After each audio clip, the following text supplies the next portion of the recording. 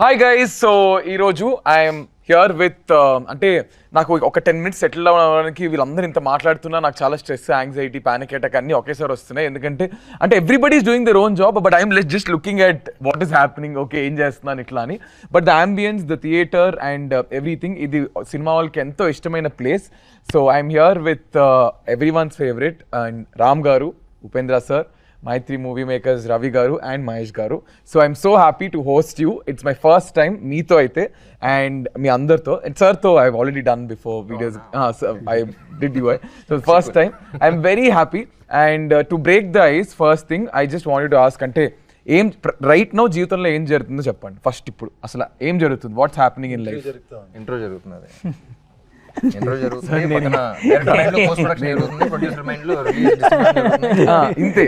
మా మైండ్ లో tension sir, మీకు టెన్షనా సార్? అసలు మీకు టెన్షన్ సార్? ఏం జరుగుతుంది జీవితంలో ఈ సినిమాతో పాటు, సినిమా కాకుండా పర్సనల్ లైఫ్ లో ఏం జరుగుతుంది? నార్మల్ అంత నేను అడగలేదు సార్. నేను జీవితంలో ఏం జరుగుతుంది అంటే నార్మల్ గా ఇప్పుడు మార్నింగ్ ఇలా చుమ్మా నార్మల్గా చెప్పదు, అంత నేనేం అడగలేదు. నార్మల్ గా జీవితం జరుగుతూ ఉంది అంతే. అది దాని బదులు పర్సనల్ లైఫ్ ఆన్సర్ సూపర్. ఇదైతే sir what house stress, house everything going around the film, what's happening right now? ఏం అదే సినిమా చేసాం, సో పోస్ట్ ప్రొడక్షన్ వర్క్ జరుగుతూ ఉంది, Okay. ప్రమోషన్స్ జరుగుతున్నాయి. ఎంత కష్టపడి సినిమా చేసిన తర్వాత దాన్ని ఎలా పుష్ చేయాలి చూస్తాం అంతే.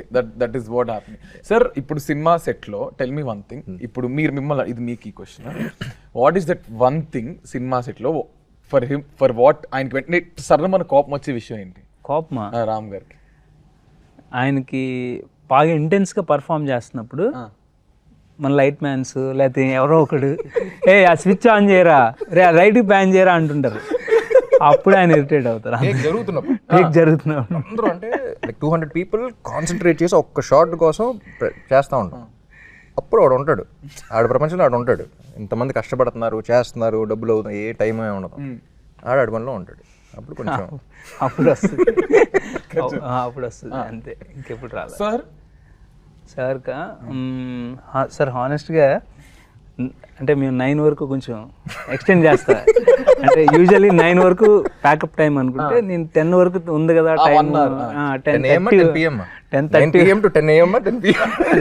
10 PM ముందే చెప్తారా మీరు? చెప్తాను, 9 అయినా చెప్తాము. బట్ ఇప్పుడు ఎక్స్టెండ్ చేస్తున్నాను చెప్తారా? చెప్తాం అంటే ఇంకొక షార్ట్, ఇంకొక షార్ట్ సార్, ఇంకొక 2 క్లోజ్లు సార్ అని చెప్తా ఉంటా. అప్పుడు అయ్యిందా ఇంకేమన్నా ఉందా అని అడిగి ఒక క్వశ్చన్ ఉంటుంది అంతే. అది మరి అంత కోపంగా కూడా ఉంటుంది అట్లా, because he is being a director, I think he understands it.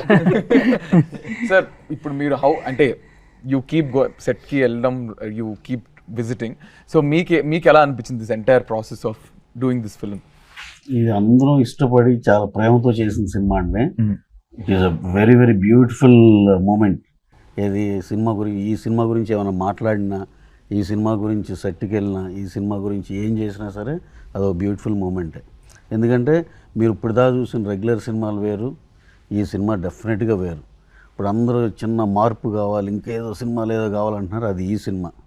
ఇది డెఫినెట్గా అందరికీ బాగా కనెక్ట్ అవుద్దని నమ్మి అందరం ఒకళ్ళు నమ్మి మిగతా వాళ్ళ మీద రుద్దులా, ఇది అందరం అలాగే నమ్మి చేసిన cinema. Definitely we are just waiting for the result to from the audiences. అంతే. I think and it is very challenging. ఇప్పుడు మీరు your usually you have lot of fans, అంటే ఇది రివర్స్ రోల్ అంటారు చూసారా? So you have lot of fans. Now మీరు ఒక fan అయ్యి ఒక సూపర్ స్టార్ని ఒక హీరో ప్లేస్లో పెట్టి, was it difficult for you? అంటే మీరు ఎవరైనా కలిసి తెలుసుకున్నారా అసలు నిజంగా ఏం చేస్తారు ఏంటి, like how crazy fans are about their heroes? So మీకు ఆ ట్రాన్సిషన్ డిఫికల్ట్గా అనిపించిందా? లైక్ ఐ సెడ్, అదే కొన్ని ఏంటంటే కొత్తగా ఒక పాయింట్ విని ఇదేదో బాగున్నట్టు ఉంది అని చెప్పేసి దాన్ని ఎక్స్ప్లోర్ చేయడానికి స్టడీ చేయటం మీరు. ఓకే. ఎప్పటి నుంచో మన లైఫ్లో ఒక థాట్ ఉంటూ ఉంటుంది, ఆ థాట్ని కరెక్ట్గా ట్యాప్ అయినప్పుడు as this the story want tell అన్నట్టు ఉంటుంది. So lot of questions that were on my mind until నా. అంటే మన కళ్ళ ముందలే ఉంటాయి కానీ అదేంటో తెలియదు ఎవరికి కరెక్ట్గా, అంత బ్యూటిఫుల్ ఎమోషన్. సో ఇన్నేళ్ళు సినిమా తీసారు, ఎవరు ఈ పాయింట్ పట్టుకోలేదు ఏంటి అనే ఎక్సైట్మెంట్తో చేసింది. That is something that I always had questions from the other side, ఏంటి నేనేం చేశాను వీళ్ళకి ఏంటి అనేది. So that question is being answered in this film and it's shown very beautiful that way. And లాస్ట్లో ఐ సా సూర్యుడు water ఇది ఉంటుంది కదా సార్, కలిసారా మీరు లాస్ట్లో? అది చూడండి ఫిలింలో. నేను చాలా చాలా చాలా స్లోగా నీ నుంచి ఆయన దగ్గరికి సార్ కలిసారా లాస్ట్, ఆయన ఒక్క మాట చూడు ఫిలింలో అంగా పారన్నట్టు చెప్పారు. డైలాగ్ ఎంత బ్యూటిఫుల్ గా ఉంది, చాలా బాగుంది సార్, ఇట్స్ వెరీ నైస్. అది అలాగే ఉండాలి. కలిసారా లేదా కలుస్తారా. బట్ సార్ మీరు ఇప్పుడు I think I mean was it like super star నుంచి ఫ్యాన్ వరకు మీకు రియల్ గా అలా ఎక్స్పీరియన్సెస్ జరిగినాయా? ఐ మీన్ అందరు స్టార్స్ కు ఆ ఎక్స్పీరియన్స్ ఉంటుంది. అడగండి రామ్ గారిని. సార్ ఆయన నేను ఇప్పుడు అడగకూడదు. పుట్టినప్పుడు super star.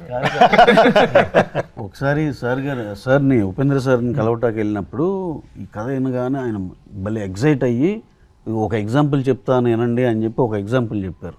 Sir if you don't mind అది చెప్తారా? అది చెప్పండి సార్.